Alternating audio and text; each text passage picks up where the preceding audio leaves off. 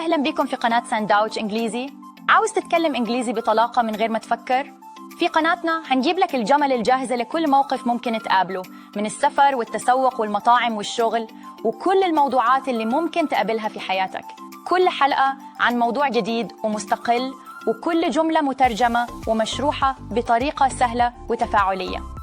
اشترك دلوقتي في القناة ووعد مني هنخليك تتكلم إنجليزي بثقة وطلاقة. Do you want to speak English fluently without overthinking? On our channel, we bring you ready-made sentences for every situation: travel, shopping, restaurants, work, and all the topics you might encounter in your life. Each episode covers a new and independent topic, with every sentence translated and explained in a simple and interactive way. Subscribe to the channel now, and I promise you we will make you speak English with confidence and fluency.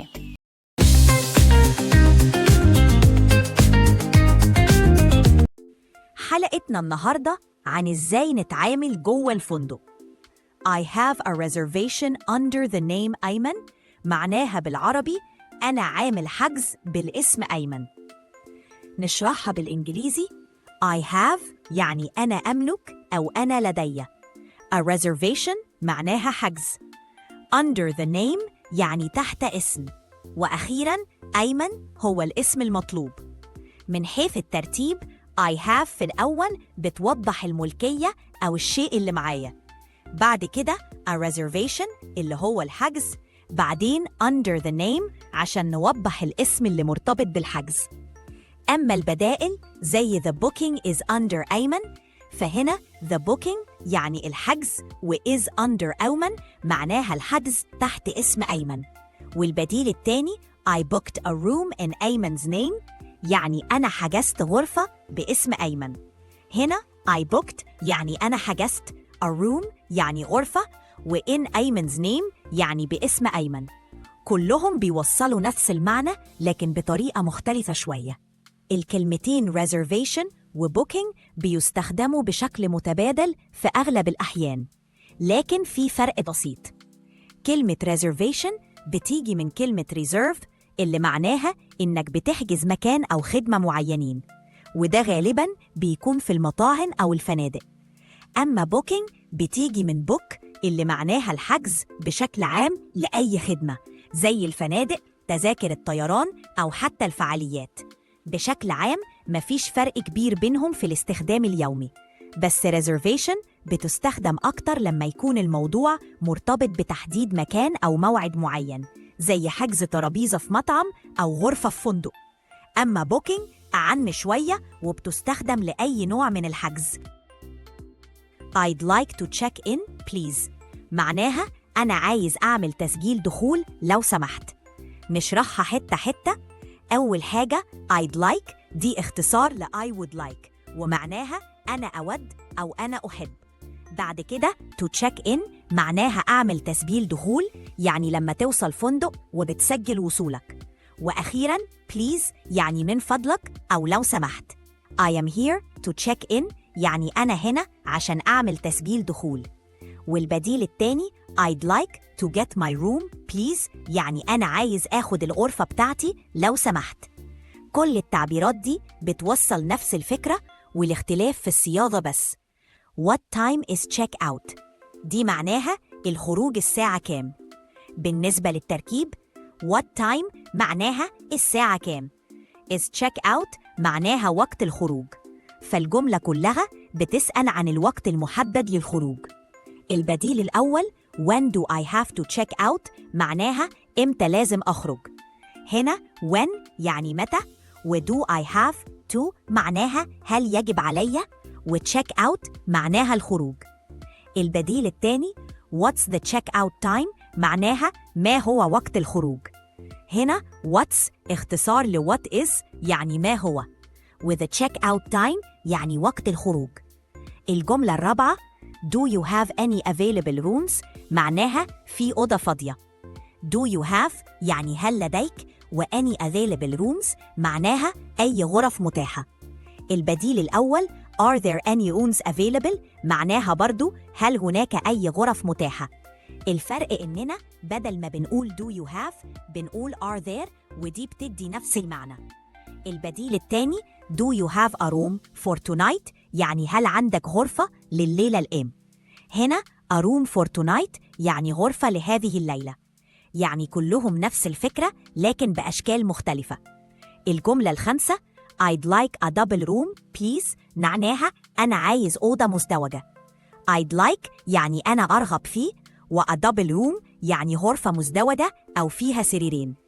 البديل الأول Can I get a room for two معناها ممكن آخد غرفة لشخصين. Can I get يعني هل يمكنني الحصول، و a room for two يعني غرفة لشخصين. البديل الثاني a room with a double bed please يعني غرفة بسرير مزدوج لو سمحت. هنا with a double bed يعني بسرير مزدوج. الجملة السادسة is breakfast included يعني هل الفطور داخل مع الإقامة. is breakfast يعني هل الإفطار، و included يعني مشمول أو داخل مع الإقامة.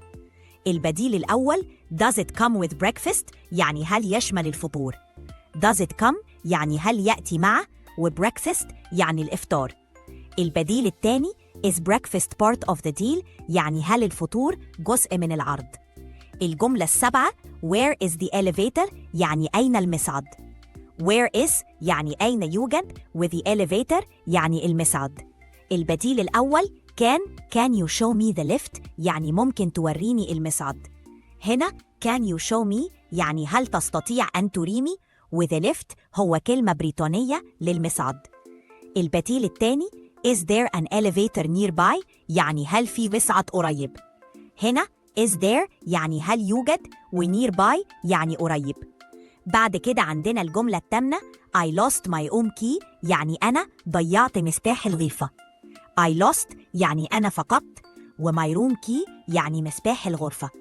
البديل الأول I misplaced my key card يعني أنا مش لاقي بطاقة المفتاح بتاعة الغرفة.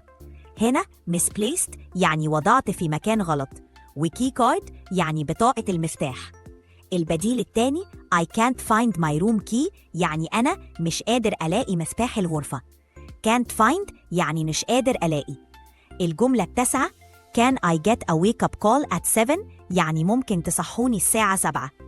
Can I get يعني هل يمكنني الحصول على، و a wake up call يعني مكالمة إيقاظ، و at 7 يعني عند الساعة 7. البديل الأول Could you call me at 7 a.m. يعني ممكن تتصلوا بي الساعة 7 الصبح. Could you call me يعني هل يمكنكم الاتصال بي. البديل الثاني I need a wake up call for 7 please يعني أنا محتاج مكالمة إيقاظ للساعة 7. I need يعني أنا أحتاج، و a wake up call يعني مكالمة إيقاظ. آخر جملة The Wi-Fi isn't working يعني الواي فاي مش شغال. The Wi-Fi يعني الإنترنت اللاسلكي، و isn't working يعني لا يعمل. البديل الأول I can't connect to the internet يعني أنا مش عارف أوصل للإنترنت. can't connect يعني لا أستطيع الاتصال. البديل الثاني There is a problem with the Wi-Fi يعني في مشكلة في الواي فاي. There is a problem يعني هناك مشكلة، و with the Wi-Fi يعني مع الواي فاي. بالشكل ده كل الجمل ليها نفس الفكرة الأساسية لكن بطريقة مختلفة. دلوقتي هقول لكم شوية مفردات هتفيدكم في الفندق. هوتيل يعني فندق. reservation يعني حجز. room يعني غرفة. single room يعني غرفة لشخص واحد. double room يعني غرفة لشخصين. suite يعني جناح. check in يعني تسجيل الدخول. check out يعني تسجيل الخروج. key card يعني البطاقة الإلكترونية لفتح الباب. elevator أو lift يعني مصعد. lobby يعني بهو أو صالة استقبال. concierge يعني خدمة الكونسييرج أو الاستعلامات. housekeeping يعني خدمة تنظيف الغرف. وقتي خلونا نفتكر إن اللي فات ده مجرد البداية. إحنا ماشيين مع بعض خطوة بخطوة عشان تتعلموا الإنجليزي بطلاقة وبسهولة. كل مرة هنضيف جمل جديدة ومفيدة لحد ما توصلوا لمرحلة الاحتراف. تابعوا الحلقات الجاية عشان تستفيدوا أكتر، وما تنسوش تستمروا في المتابعة عشان تقدروا تطبقوا كل اللي بنقوله. أشوفكم الحلقة الجاية، وما تنسوش تدعمونا بلايك واشتراك. شكرا ليكم.